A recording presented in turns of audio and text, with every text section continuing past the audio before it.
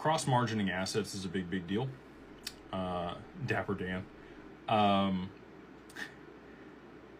Really, Ripple Prime is the first broker, and you could probably consider FalconX in the same demographic of prime brokers that are willing to margin digital assets and give.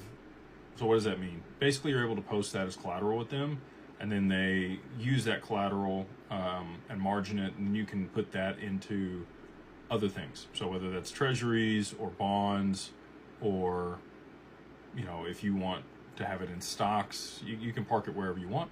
For a lot of people that are holding digital assets, whether that's Bitcoin, Ethereum, USDT, USDC, XRP, all of that, you'd be able to park on the balance sheet there with Ripple Prime. And if you're an institution, so let me caveat that they do not face retail. They might face off with somebody else that could aggregate that and reflect it with them and a single counterparty that was an institution, but they will not. Maybe 3-4 years now, from now, like David Schwartz was talking about at XRP Vegas, they might make their way downstream to retail, but as it sits today, it's just going to be on the institutional side. Evernorth, I would expect, because of their ties there, probably we'll be using the XRP on their balance sheet in some capacity with Ripple Prime. We'll have to see, what that looks like, or if that's even the case.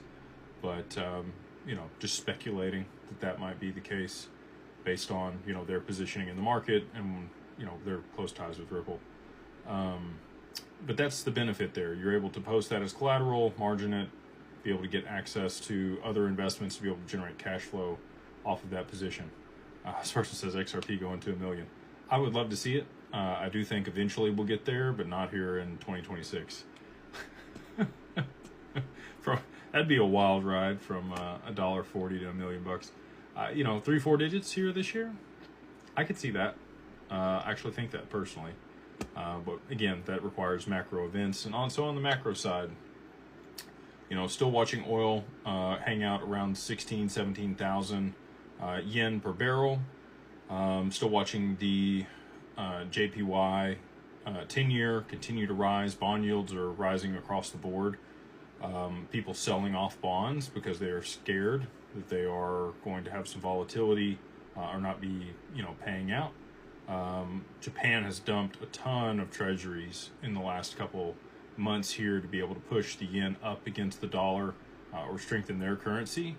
But I think, they've intervened in the currency